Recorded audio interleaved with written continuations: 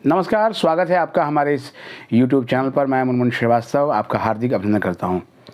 सचमुच पिछले जो 10 दिन थे वो लगभग थका देने वाले थे और इस बीच डूसू चुनाव कल रात को बहुत देर से लगभग रात को 1:49 पर जो है वो डूटा चुनाव का नतीजा आया और कल आपके 1-2 कमेंट्स के जवाब हमने दिए।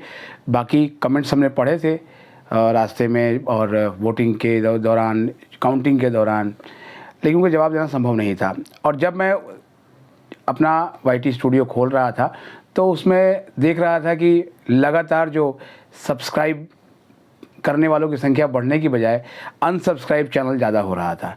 देखिए, एक दिन और मैंने आपसे बात की थी इसको लेकर और आज फिर एक बार आपसे बात करूंगा, क्योंकि एक यूट्यूबर होना और एक सीनियर जर्नलिस्ट होने में फ़र्क है। फ़र्क ये है कि सुनी सुनाई बातें हम बोलते नहीं, जो ऑफिशियली सूचनाएं होती हैं वो आप तक प्रदान की जाती है। मैं तो वैसे भी बहुत कम बोलता हूं और मेरी कोशिश होती है कि डायरेक्ट जो अथॉरिटी है उसके रिप्रेजेंटेटिव ही आकर आपको चैनल पर उसके बारे में बताएं।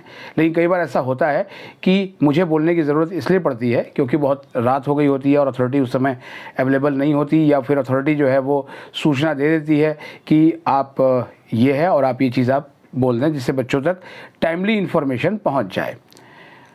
लेकिन कई स्टूडेंट्स को लगता है कि शायद जो है वो चैनल उनकी अपेक्षाओं पर खरा नहीं उतर रहा है, और अगर उनकी अपेक्षाओं पर खरा नहीं उतर रहा है तो आज फिर कहूँगा कि जो ऐसे अनसीरियस स्टूडेंट हैं जिनको लगता है कि जो है वो उनका एडमिशन हो गया या उनका एडमिशन नहीं हुआ और वो चैनल को छोड़ना चाहते हैं, तो वो बेशक छोड़ सकते हैं, क्योंकि इस चैनल पर दिल्ली विश्वविद्यालय कवर होगा, वो थॉरली कवर होगा। कई इवेंट्स तो आप यकीन करें कि ये डूसू और डूटा चुनाव के बीच में छूट गए, जो बहुत महत्वपूर्ण इवेंट्स थे।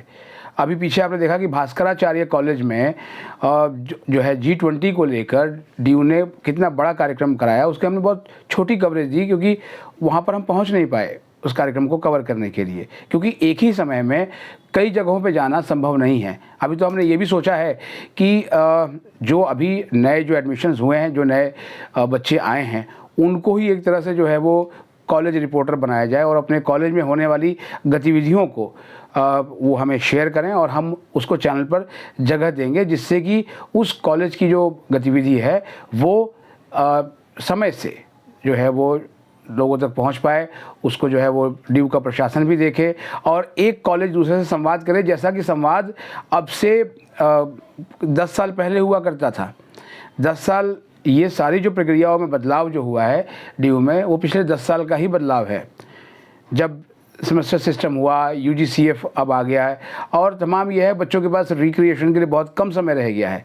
डीयू में कभी वो एक दौर हुआ करता था कि जब पता होता था सबको कि इस समय में फेस्ट होंगे, इस समय में एग्ज़ाम होंगे, इस समय अभी तो सब कुछ ही मिक्स चल रहा है। हालांकि डीयू के vice chancellor professor Yogesh Singh ji को धन्यवाद दिया जाना चाहिए कि वो बहुत तेज़ी से इस चीज़ पर काम कर रहे हैं कि जो डीयू का एकेडमिक कैलेंडर है वो स्ट्रीमलाइन हो। हालांकि आप देखिए कि जो एडमिशन प्रक्रिया है वो भी इस बार अभी भी बहुत लंबी हो गई। 14 जून को ये प्रोसेस शुरू हुआ था UG एडमिशन का, और अब सितंबर का एंड आ गया है और अभी तक ये प्रोसेस पूरा नहीं हुआ है। मैं यहाँ बिल्कुल मानता हूँ कि ये जो प्रोसेस है वो ट्रांसपेरेंट होने का दावा किया गया है एडमिशन की पूरी प्रक्रिया का, लेकिन वो ट्रांसपेरेंट दिखता नहीं है। कम से कम मुझे तो नहीं दिखता, मेरी तरह और पेरेंट्स को भी नहीं दिखता है। क्योंकि अभी भी देखिए, अब उसी पे आऊँगा जो आप सुनना चाहते हैं, जो फाइनल स्पेशल स्पॉट राउंड के बारे में।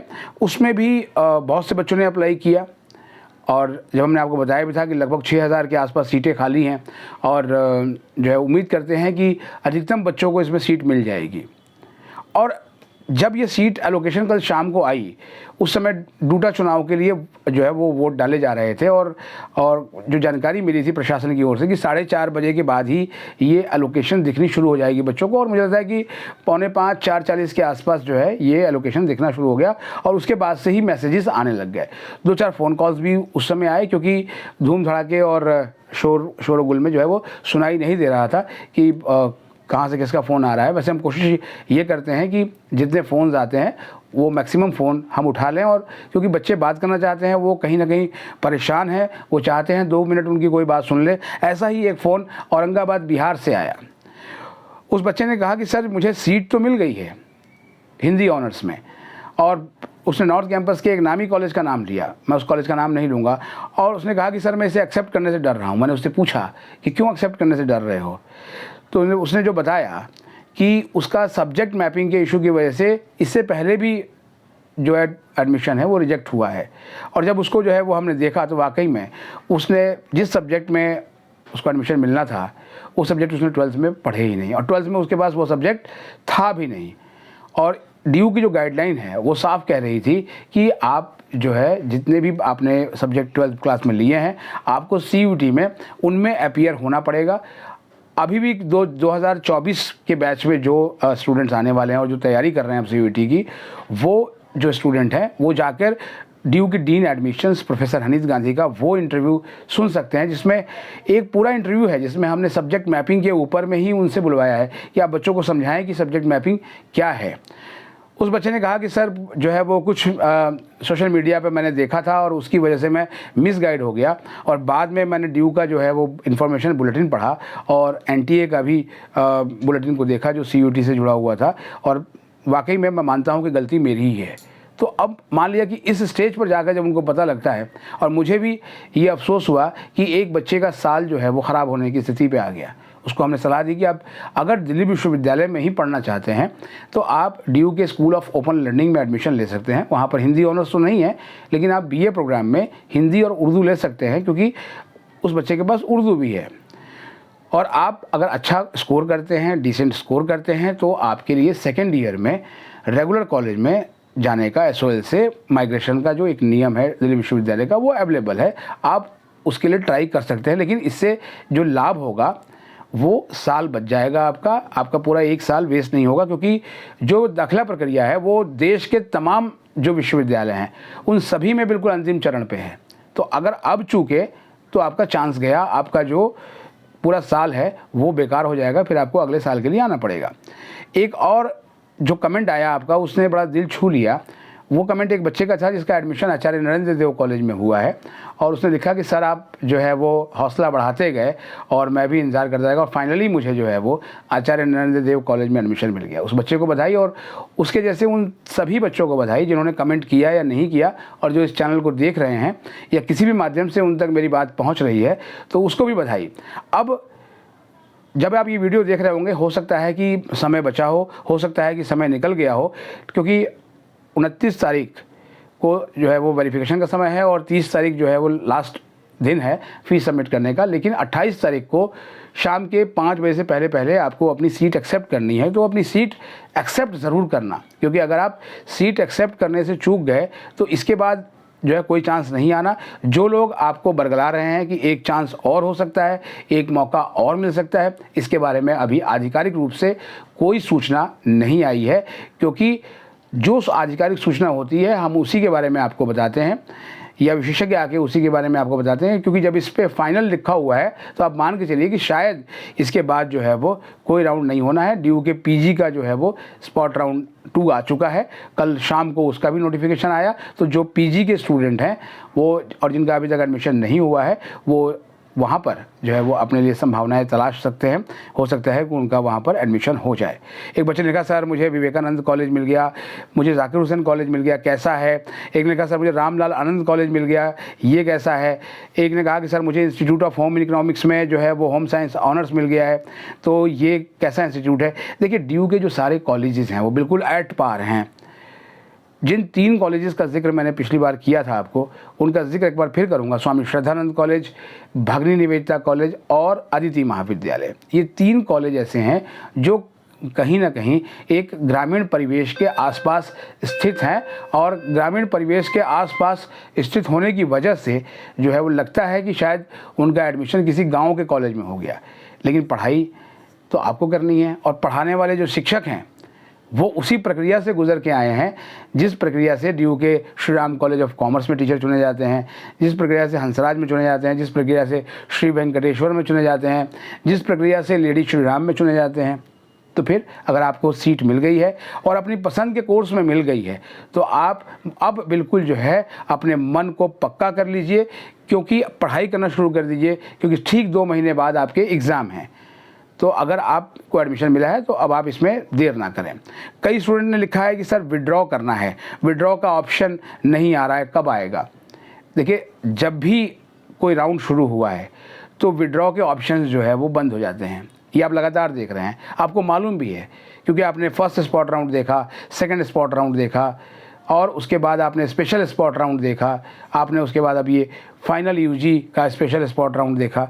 तो वो जो विड्रॉ का ऑप्शन है वो उस पीरियड के लिए हटा दिया जाता है, और जैसे ही ये राउंड पूरा होगा वो ऑप्शन आ जाएगा। मुझे लगता है कि सीट एलोकेशन एक्सेप्टेंस के बाद जो समय सीमा समाप्त होगी उसके बाद विड्रॉल का ऑप्शन आ जाएगा, तो आप जो है वो विड्रॉ कर सकते हैं। विड्रॉ के बाद जो फ़ी रिफ़ंड का जो मामला है वो as per bulletin of information ही होगा। इस बात को मैं बार बार बता चुका हूँ कि आपको कितनी फ़ीस वापस मिलेगी, कैसे वापस मिलेगी, उसकी सारी प्रक्रिया जो है वो ड्यू के यूजी इन्फॉर्मेशन बुलेटिन में लिखी हुई है। कई स्टूडेंट्स ने आज सुबह फ़ोन भी किया, एक स्टूडेंट ने थोड़ी बहस भी की कि सर यूजीसी तो ये कहती है, ड्यू ये कहता है। देखिए, यूजीसी जो कहती है वो एक अलग प्रोसेस है, ड्यू जो कहता है वो अलग प्रोसेस है। तो ड्यू एक जो है वो यूनिवर्सिटी है, देश की सबसे बड़ी यूनिवर्सिटी है, उसके अपने भी उसने रूल्स रेगुलेशंस बने हुए हैं, तो वो अपने रूल रेगुलेशन के हिसाब से ही आपको फ़ी रिफ़ंड करेंगे। और फ़ी रिफ़ंड में थोड़ा समय लगता है। एक ने लिखा कि सर बता दीजिए कितना टाइम लगेगा। फ़ी रिफ़ंड में समय लगता है। मुझे अच्छे से याद है, पिछली बार एक बच्चे का जो रिफ़ंड है वो लगभग 6.5 महीने के बाद उसका रिफ़ंड आया था, और इस तरीके से किसी का रिफ़ंड 4 हफ्तों बाद, किसी का 6 हफ्तों के बाद, ऐसे उसके जो है रिफ़ंड उसके बैंक अकाउंट में गए थे। यहाँ एक बात साफ कहूँगा कि बहुत से बच्चों ने साइबर कैफ़े के ज़रिए अपने फॉर्म भरवाए हैं, और उसमें नहीं मालूम कि जो बैंक से जुड़े हुए जो डिटेल्स हैं वो साइबर कैफ़े वाले ने अपने बैंक अकाउंट के डाले हैं या आपके अकाउंट के डाले हैं। तो इस बारे में जो है वो अपने आप साइबर कैफ़े वाले से भी बात कर लें, ताकि कहीं वो पैसा उसके अकाउंट में ना चला जाए और आप सोचेंगे कि ड्यू की तरफ से रिफ़ंड नहीं आया है। एक जो मेजर सवाल और पूछा है स्टूडेंट्स ने कि सर रेगुलर में जो कॉलेज में कोर्स मिला है वो कोर्स अच्छा नहीं है, तो क्या एसओएल में एडमिशन लेके हम अपनी पसंद का कोर्स कर लें? देखिए, डुअल डिग्री जो है यूजीसी ने पीछे कहा था, और आज सुबह से मुझे कई स्टूडेंट्स समझाने की भी कोशिश कर रहे थे कि सर वहाँ तो ये सुनने को मिल रहा है, सब ये कह रहे हैं कर सकते हैं। दिल्ली विश्वविद्यालय के वाइस चांसलर ने भी पिछले दिनों कहा था कि ड्यू जल्दी इस पर काम करेगा कि जॉइंट डिग्री और डुअल डिग्री इस तरह की चीज़ें दी जाए, लेकिन अभी तक कोई भी इस बारे में आधिकारिक नोटिफिकेशन नहीं है। तो आप ये मानकर चलिए कि अभी फ़िलहाल अगर आप ड्यू में हैं तो आप एक ही कोर्स कर सकते हैं, क्योंकि डुअल डिग्री को ड्यू ने अभी हरी झंडी नहीं दिखाई है। और एसओएल में अगर आपको एडमिशन लेना है और वहाँ पर आपका अपना पसंदीदा कोर्स है तो आप वहाँ पर अपना एडमिशन ले लीजिए, क्योंकि वहाँ पर भी 30 सितंबर के बाद जो है वो कोई डेट आगे बढ़ने की उम्मीद नहीं है, यानी 30 सितंबर को ही वहाँ दाखिले बंद हो जाएंगे। तो फिर आपके पास कोई बैकअप प्लान नहीं रहेगा। एसओएल में एडमिशन लेना एक अच्छा बैकअप प्लान है। और गर्ल्स के लिए भी मैं आपको बता दूं कि जो दिल्ली एनसीटी में रहने वाली जो गर्ल्स हैं और अगर उन्होंने एनसी वेब के लिए रजिस्ट्रेशन कराया है और अब उसमें दाखिले की उम्मीद छोड़ चुकी हैं, तो उनकी जानकारी के लिए बता दें कि एनसी वेब ने अपना एक लास्ट जो है वो उनका भी एक तरह से लास्ट ही है, वो एक स्पेशल राउंड उन्होंने निकाला है और आप चाहें तो उसको देख सकते हैं। उसकी कट ऑफ एनसी वेब की वेबसाइट पे भी है, ड्यू की वेबसाइट पे भी है, तो आप उसी कट ऑफ देखें और अगर आपका उसमें कहीं पर नंबर आता है तो उसमें एडमिशन ले लें, क्योंकि एडमिशन एनसी वेब में लेकर भी आप लगभग रेगुलर की तरह पढ़ाई कर सकते हैं, क्योंकि उनकी जो क्लासेस और परीक्षाएँ वो ऑलमोस्ट रेगुलर के साथ ही होती हैं।